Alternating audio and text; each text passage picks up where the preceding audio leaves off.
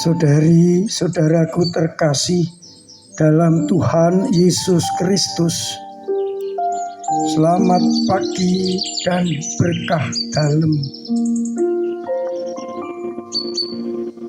Kita berjumpa kembali dalam renungan harian kita, Jumat 25 Agustus 2023. Seperti biasa, bahan permenungan kita dasarkan pada bacaan Ekaristi hari ini. Dalam bacaan yang pertama dari kitab Rut bab 1, digambarkan bagaimana setelah mertua dan suami Rut meninggal, Rut tetap mengikuti Naomi. Ia yakin, ia tetap ingin Yahweh sebagai pegangannya. Dengan demikian, ia bersama Naomi pulang ke Bethlehem. Sedangkan pada bacaan Injil, Yesus berbicara soal hukum yang utama, yakni hukum kasih. Mengasihi Tuhan dengan segenap hati, dengan segenap jiwa, dengan segenap akal budi, menjadi hukum yang utama dan pertama. Sedangkan hukum yang kedua, yakni mengasihi sama seperti diri sendiri. Pada kedua hukum itulah terletak seluruh hukum Taurat dan kitab para nabi. Saudari-saudaraku terkasih dalam Kristus, mencintai, mengasihi sesama sudah ada sejak awal. Tapi mengapa Yesus menegaskan kepada kita hukum utama adalah mengasihi Allah dan sesama? Rupa-rupanya perbuatan kasih zaman dahulu itu kadang-kadang keterpaksaan, bukan dengan kebebasan. Kita mengasihi karena kita diancam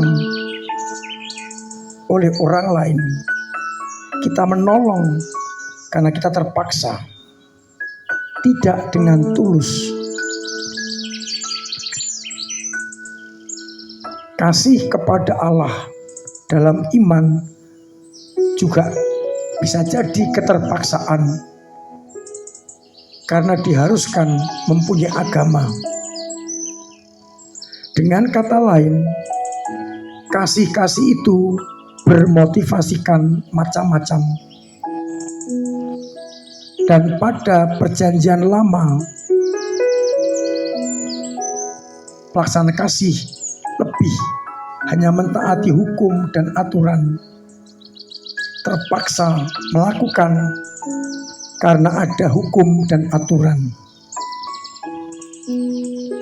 Sedangkan Yesus ingin agar kasih kita keluar dari kedalaman hati dan bukan karena terpaksa. Mengasihi Allah dan sesama hendaknya menjadi milik yang kita keluarkan dari dalam hati. Jadi bukan karena terpaksa. Orang-orang Israel dan kebanyakan orang mengakui Allah mereka, dewa-dewa mereka, karena ada unsur tanda kutip terpaksa. Kalau tidak beriman akan kena hukuman, maka terpaksa mengasihi Allah.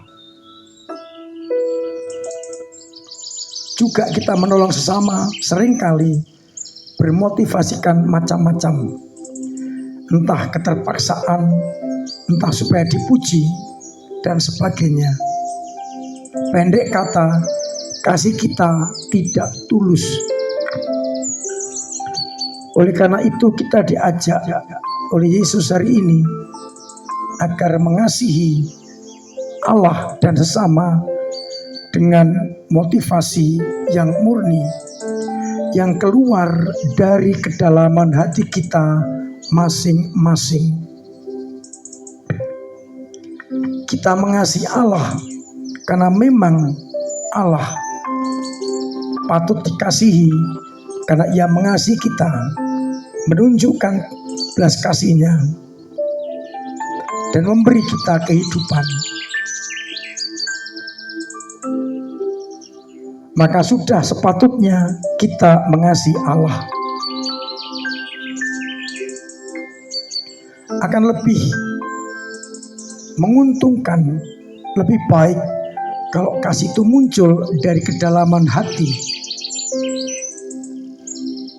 merupakan tanggapan atas kasih Allah yang lebih dahulu diberikan kepada kita.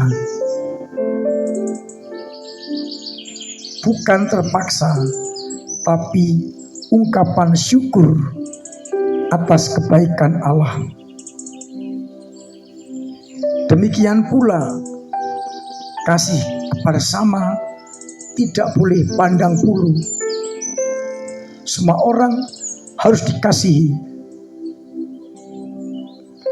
dengan motivasi menghadirkan cinta Allah kepada sesama yang muncul dari kedalaman hati kita masing-masing. Tetapi sekali lagi, kadang kasih kita ini masih perhitungan, masih keterpaksaan, sehingga tidak tulus. Yesus mengajak kita untuk mengasihi Allah dan sesama dengan tulus yang keluar dari kedalaman hati kita masing-masing. Dengan demikian pula kasih kita ini sungguh kita perbaharui.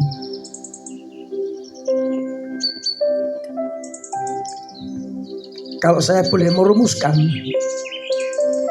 kasih kita ini hendaknya bermodelkan kasih Yesus Kristus yang mencintai tanpa pandang bulu, mencintai tanpa syarat, mencintai sampai akhir.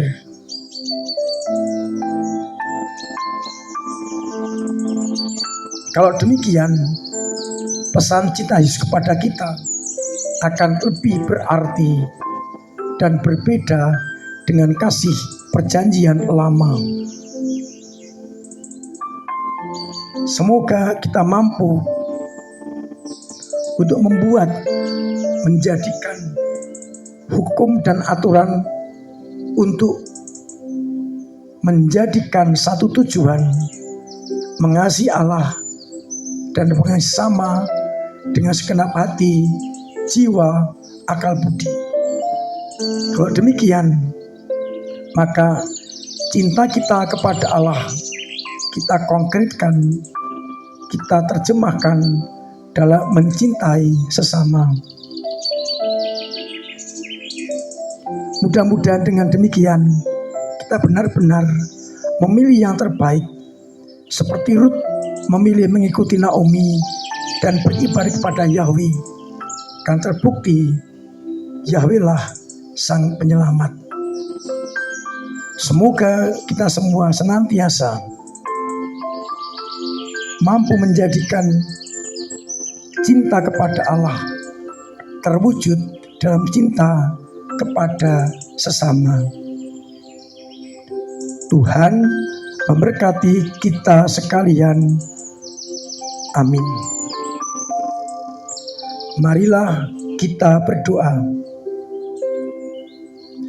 Bapa yang penuh kasih, kami bersyukur lewat sabdamu kami kau ingatkan bahwa kami harus mencintai Engkau dan sesama dengan motivasi yang keluar dari kedalaman hati,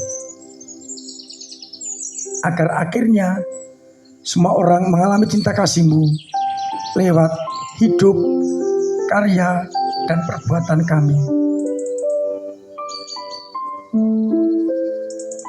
Agar akhirnya cinta kasih-Mu sampai kepada dunia lewat tangan-tangan kami. Sadarkan kami untuk sungguh mencintai Engkau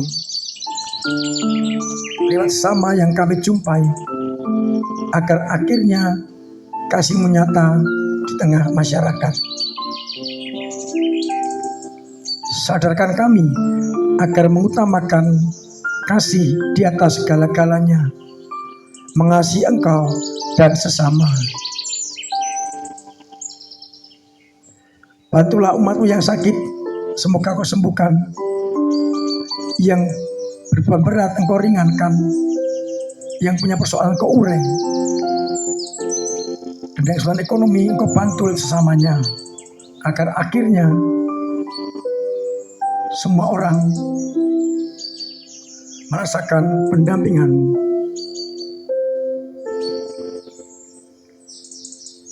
Untuk itu ya Bapa, sertai kami dengan berkat-Mu sendiri, Bapa dan Putra dan Roh Kudus.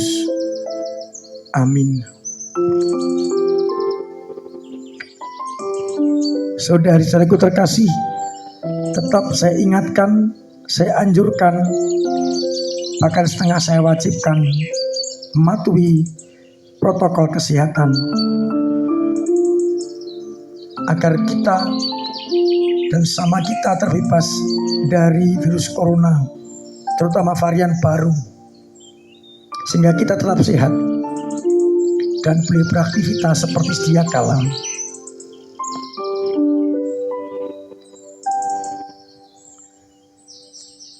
Saya masih mengundang umat paroki untuk mengikuti perlombaan dalam rangka ulang tahun gereja kita, paroki kita, yang akan kita puncai tanggal 8 September dengan Pranekaristi, pengumuman pemenang, dan sedikit ramah tamah. Terima kasih kepada semua yang terlibat dalam hidup menggereja,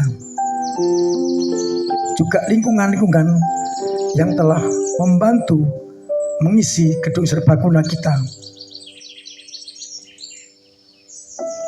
Semoga dengan doa-doa kita, tenaga kita, dan juga dana yang diberikan kepada gereja semakin akan memampukan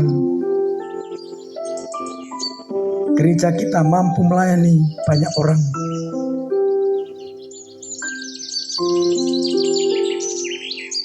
Mari kita terus ambil bagian dalam kegiatan gereja, lingkungan, dan wilayah, sehingga gereja kita semakin hidup untuk menjadi pewarta sabda.